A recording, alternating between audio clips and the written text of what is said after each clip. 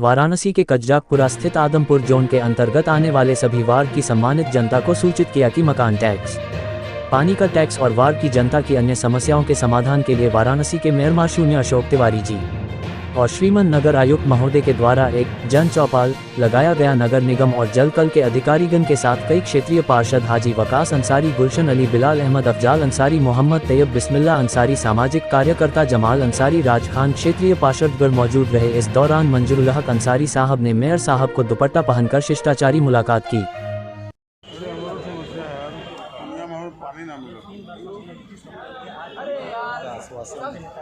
होने के बाद भी बोला गया कि डाल पानी ना लोग मंगा ले तो सही ना दूसरा कौन सुपरवाइजर है सामने रहता है कौन सुपरवाइजर को मटा दीजिए कर इसको ठीक करिए दूसरे दोनों भगाइए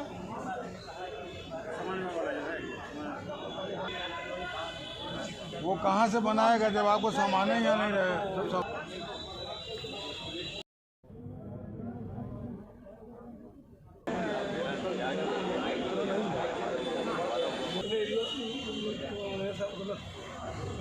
लिखिए ना इसलिए निरीक्षण के बाद जो भी होगा तुरंत अपने आप कम हो जाएगा आपको दाखिल करना पड़ेगा आप इसको लिखिए ना गलत सब चीज़ अपने आप ठीक हो जाएगा। पहली बात जान लीजिए मैं सबको बताना चाहता हूँ ₹1 किसी का हमसे नहीं सर हमारे अकाउंट से जाना बाकी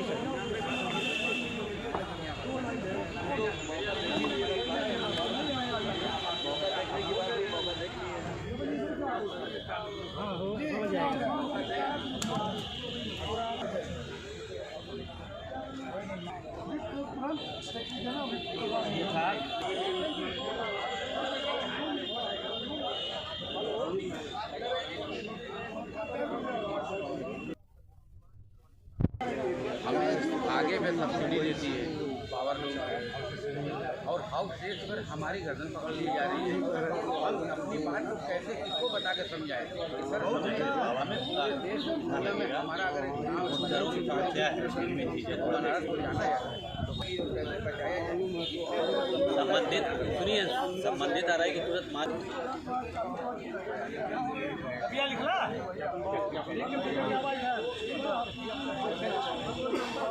हाँ चढ़ा के नियम में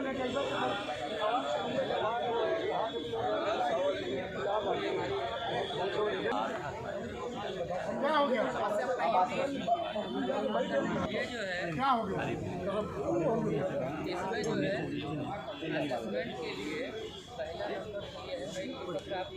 लिए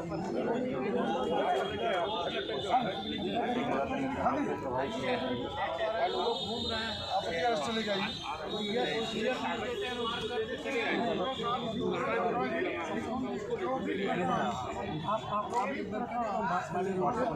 कंप्लेन आ रहा कंप्लेन बुक नोट करें कंप्लेन आ रहा और निस्तारित कर नोट किया जाए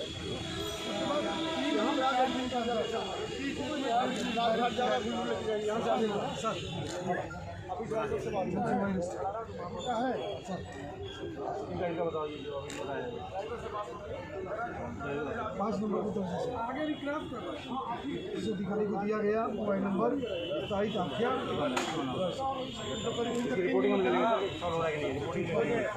हर जोन में बनवाइए और अपने रिकॉर्ड मंगवाइए का एक कंप्यूटर फिटिंग करके अपना कौन निशान अपने मंगवाइए एक आदमी रखे 3 महीना हुआ कि नहीं हुआ तो क्यों नहीं करवा लीजिए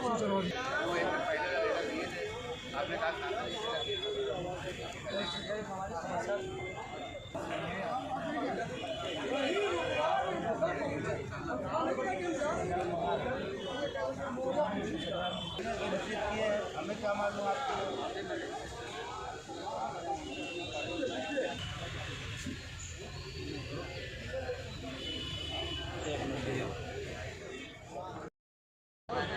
अब क्या हुआ इसका है बोलिए ना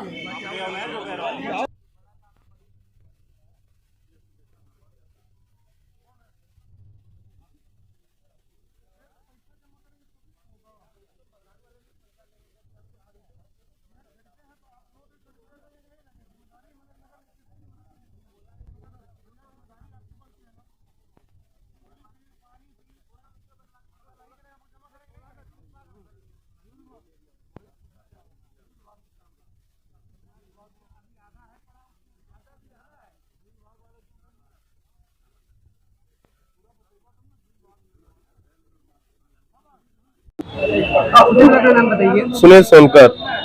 आज जो चौपाल लगी इसमें क्या समस्या है अपना ये? आज में जनता की समस्या को लेकर हम सब सैलपुत्री निवासी वार्ड नंबर 63 जलालीपुरा से आते हैं। जो हमारे वार्ड में लगभग सदियों से चले आ रही है सीवर और पानी की समस्या को लेकर आज हम सबने माननीय महापौर श्री अशोक तिवारी जी और नगर आयुक्त साहब को संज्ञान में दिया गया कि हमारे क्षेत्र में नवरात्र माह में साल के प्रथम दिन मेला लगता है और वहाँ पर सीवर की समस्या बहुत ही बड़ी है। जो सीवर के पानी में से होकर ही जनता को दर्शन पूजा करने के लिए जाना पड़ता है और क्षेत्र में गली लाइट की बहुत बड़ी समस्या है। ये कितने दिनों से समस्या है और कितनी बार ये अवगत करा चुके हैं? लगभग ये कई वर्षों से चले आ रही है और मेन समस्या जल की है। जल की मेन समस्या है। जल करके इस समय के वर्तमान जी आनंद गौरव जी है, जिनको हम लोगों ने लगभग कई बार फोन किया बोल रहे हो कल हो जाए, उसके बावजूद वो फोन नहीं उठाते हैं, जिसके कारण क्षेत्र में काम नहीं हो पा रहा है। हाँ, इसकी शिकायत हमने माननीय महापौर जी को, माननीय नगर आयुक्त महोदय को संज्ञान में दे दिया गया है। उसके साथ क्षेत्रीय मोहम्मद इरशाद, मैं आज जन चौपाल के माध्यम से अपनी क्षेत्रीय जनता की समस्याओं को लेकर यहाँ पर आया हूँ माननीय महापौर जी के पास। वार्ड नंबर 63 में जो चैम्बर काफ़ी 6-7-8 महीने से चैम्बर टूटे हुए, जिसमें बच्चे पढ़ने जाते हैं, उनके गिरने की संभावना अति प्रबल हो जाती है। उस समस्याओं को लेकर आज हमने माननीय महापौर जी को आज एक लेटर पैड दे रहे हैं उस समस्याओं को निदान पाने के लिए, ताकि इस पर जो है काम हो सके। बार बार हमारे क्षेत्रीय जनता जेई जलकल विभाग के फोन कर रहे हैं, वो फोन भी रिसीव नहीं करते और उन्हीं सब समस्याओं को लेकर आज हम जन चौपाल में यहाँ उपस्थित हुए हैं।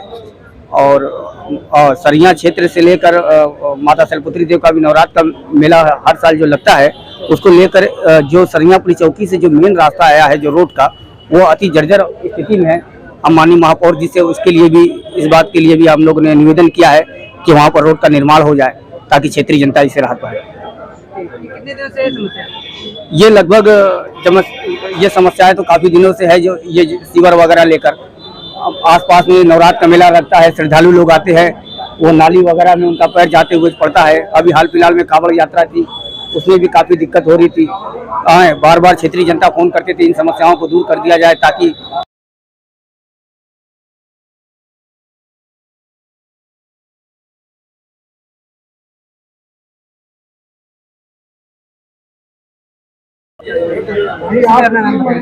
मैं दुष्यंत कुमार मौर्य, अपर नगर आयुक्त नगर निगम वाराणसी। आज ये चौपाल लगा है, इसमें कितने लोगों की आज ये माननीय महापौर साहब पटना से जन चौपाल का आयोजन किया गया है आदमपुर जोन में, और यहाँ पे लगभग अभी 40 के आसपास शिकायतें आ गई हैं। और शिकायतें मुख्य रूप से गृहकर से संबंधित हैं, नामांतरणवाद से संबंधित हैं, कुछ सीवर से, पेयजल से, कुछ सड़क संबंधित शिकायतें हैं। इस संबंध में सभी नागरिकों को यह समय दिया गया कि आपत्ति दाखिल कर दें। आपत्ति वो जब देते उसका नियमों से निष्पादन कराया जाएगा। आपत्ति मैं वार्ड नंबर 63 नाम बताइए जी, मैं वार्ड नंबर 63 जलालीपुरा क्षेत्र से मोहम्मद इरशाद बोल रहा हूँ।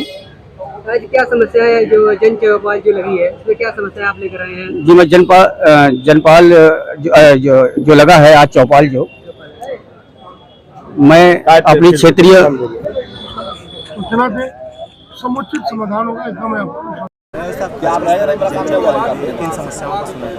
बेसिकली हम लोग जो जन समस्याएं हैं, हम लोग माननीय महापौर जी के मार्गदर्शन में और उनके नियंत्रण प्रेरणा से जोन कार्यालयों पे प्रत्येक दिन जा रहे हैं। यहाँ पे जनता की जो भी समस्याएं हैं, चाहे नामांतरण से, चाहे गृहकर वसूली से, चाहे साफ़ सफाई से हो, सीवर की समस्या हो, पानी की समस्या हो, उसका मौके पे जाकर के समाधान करने का हमारे द्वारा कार्य किया जा रहा है। हमारा हमेशा प्रयास है कि शहर को हम स्वच्छ बनाए रखें और शहर के नागरिक एक आदर्श नागरिक के रूप में अपने गृहकर को आसानी से दे पाएँ, इसकी एक व्यवस्था, आदर्श व्यवस्था स्थापित कर सकें।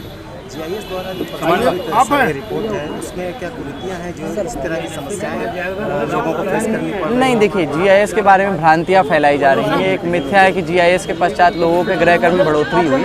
मैं आपको आंकड़े बताना चाहूँगा कि जीआईएस के पूर्व नगर निगम में करीब 2,18,000 आवास थे।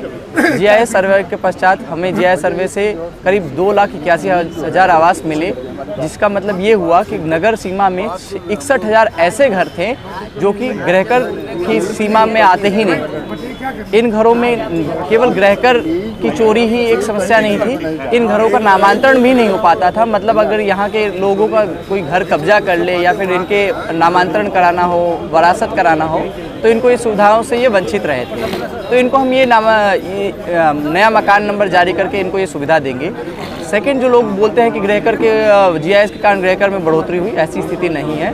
2,18,000 आवासों में से मात्र 7,661 ऐसे आवास थे जिनमें 5,000 रुपये से अधिक की वृद्धि हुई। वृद्धि के विभिन्न कारण हैं, बाकी शेष सभी घर ऐसे हैं जिनके गृहकर में सालाना 5,000 से कम की वृद्धि हुई है। वृद्धि के प्रमुख कारण जो है वो है कि यदि मान लीजिए 2010 में आपका मकान 1 तल्ले का था, परंतु अब आपने उसको 2 तल्ला 3 तल्ला कर लिया, तो कारपेट रेट के हिसाब से हम गृहकर लेते हैं, तो एडिशनल कारपेट रेट का आपको गृहकर जुड़ेगा। इसके अलावा मान लीजिए आपका घर पहले आप खुद रहने के लिए प्रयोग करते थे, अब आपने किराएदारी पे दे दिया, या फिर आप वहाँ पे कोई होटल खोल दिए, कोई भी वाणिज्यिक गतिविधि करने लगे, तो हम समस्त नागरिकों का दायित्व है कि वो तत्काल उसे अपडेट कराएं और उसके अनुसार गृहकर दें। मैं सभी को अवगत कराना चाहता हूं कि हमारे यहाँ जो गृहकर लगा हुआ है वो 2010 के रेट के हिसाब से है, इसमें कोई भी बढ़ोतरी नहीं की गई, मतलब दरों में कोई बढ़ोतरी नहीं की गई है। जितने भी परिवर्तन हैं वो या तो एरिया के हिसाब से परिवर्तन हुए हैं या फिर उसके प्रयोग में जो परिवर्तन आया है उसके कारण है। इसके अतिरिक्त आप यह भी जानते होंगे कि गृहकर लगाते वक्त हम कई फैक्टर्स का ध्यान में रखते हैं, मतलब सड़क की चौड़ाई 12 फीट से कम, 12 मीटर से कम की सड़क है तो उसके लिए अलग गृहकर है, 12 से 24 के लिए एक अलग गृहकर है, 24 से अधिक के लिए एक अलग गृहकर है। 2010 के बाद से वाराणसी शहर में अनेकों विकास कार्य हुए, कई सड़कों का चौड़ीकरण हुआ, नागरिक सुविधाएं उपलब्ध कराएगी, परंतु हम लोग इतने अभाव के बाद भी हम नागरिकों के ऊपर अतिरिक्त बोझ नहीं देते हैं। हम 2010 के रेट के हिसाब से ही अभी भी गृहकर की वसूली कर रहे हैं। आप सभी जानते हैं कि 2010 में आपकी हमारी जो भी सैलरी थी, जो महंगाई दर थी, वो आज के रेट में कितनी अधिक हो गई है, परंतु हमारे कमिटमेंट्स भी बढ़े हैं। हमें सफाई कर्मचारियों को आज के निर्धारित जो न्यूनतम मासिक दर है उसके हिसाब से देना है।